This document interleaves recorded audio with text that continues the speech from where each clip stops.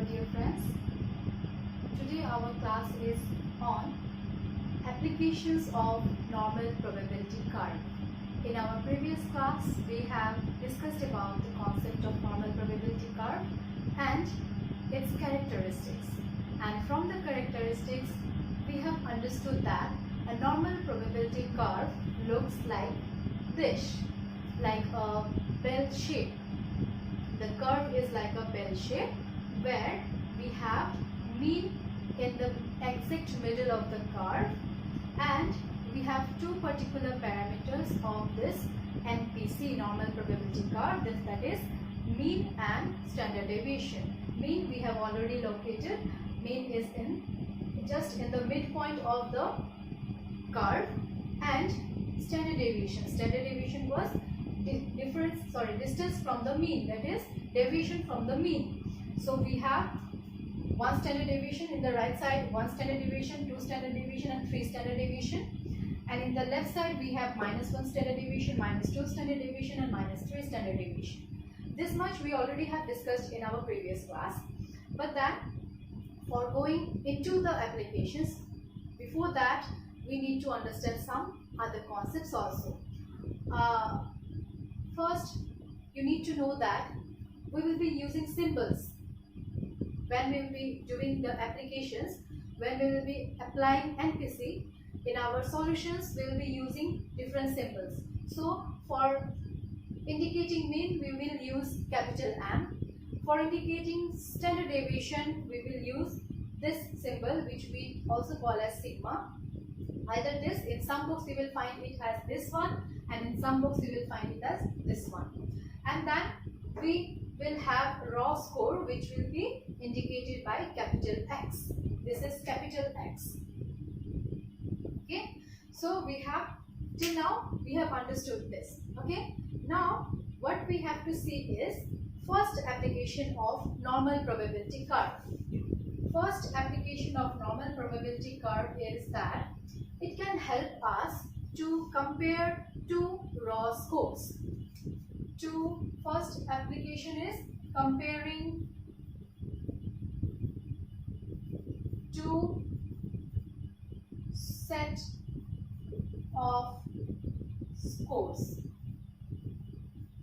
Okay, but where is the problem? We can compare two raw scores also. Is it not possible to compare two raw scores? No, it is not possible for us to compare two raw scores. Let us take one example, and then I believe you will understand it very well. So what we will do? We will take an example. What is the example? Let us suppose that we are studying our MA course, MA program by going through some courses. Okay, so in your third semester you have gone through course 301, course 302. Let us take the example of these two courses first. So in 301 your score was suppose 75, and in 302 suppose your score was 47. Now if you are asked to compare these two scores, whether you have performed good in 301 or 302, if you say that by looking at these raw scores, these two are raw scores, okay? So if you say that looking at the raw score that my performance was good in 301 than in 302, then you are wrong. In a normal distribution, in a distribution which the characteristic of which is normal, there we cannot compare two raw scores. Okay, so what we will do? We will convert these two raw scores into Z score. After bringing these two scores on the same level, then only we can compare these two scores.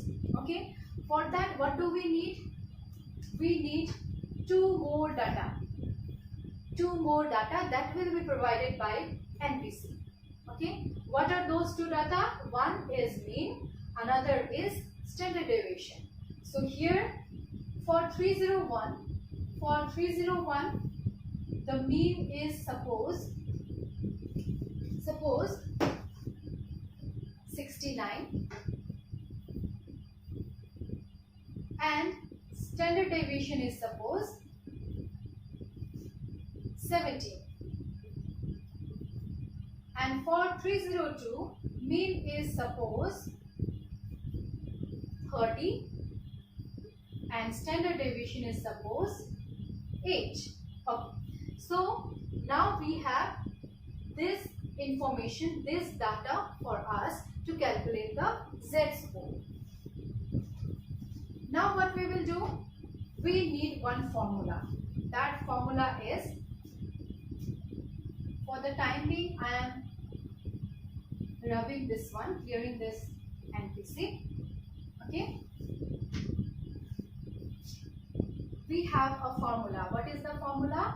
Z is equal to x minus m divided by standard deviation.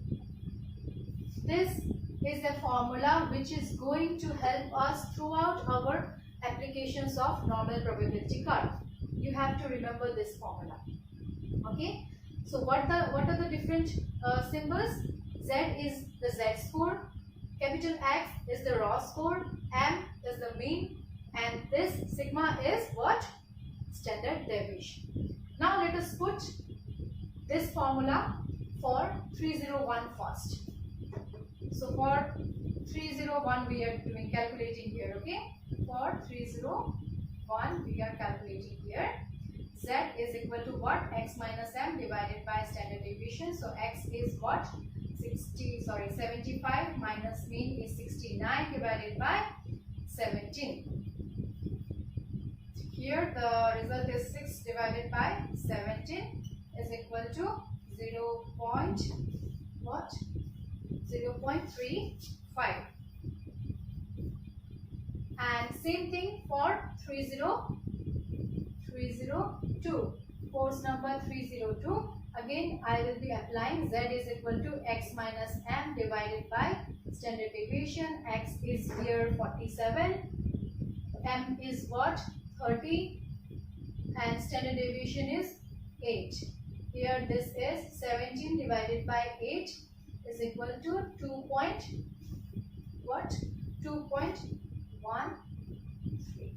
Now the z-score for 301, course 301 is 0.35.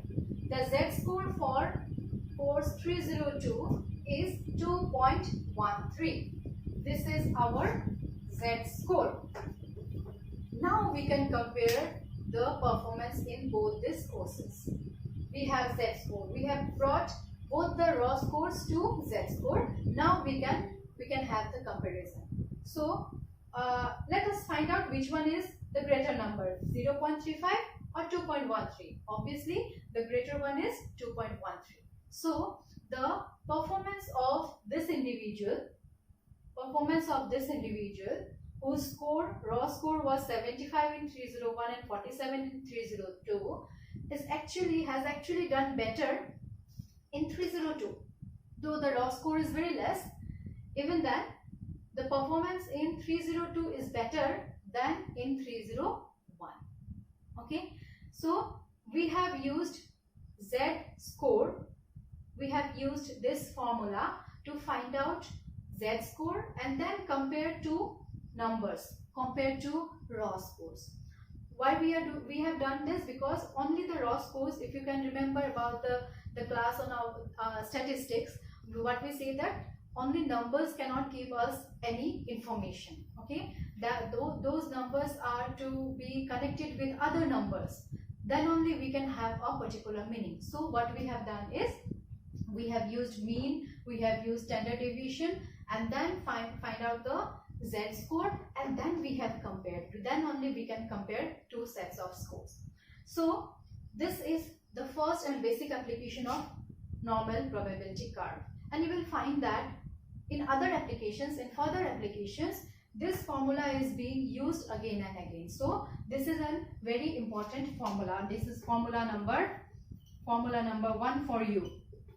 This is the first formula that we have got while going through the applications of NPC. So this is, I believe you have understood about this. Another important thing that we need to understand or we need to use is the normal probability curve table. You will find this normal probability curve table in the appendix of books of statistics. Okay, you can see the book on statistics by S.K. Mangal or Kaveri Saha or Garrett. Any book you can use, you find out the table in which normal probability curve table is given. That table has to be referred to while finding out different areas and different figures. We will need to use and this normal probability curve NPC table.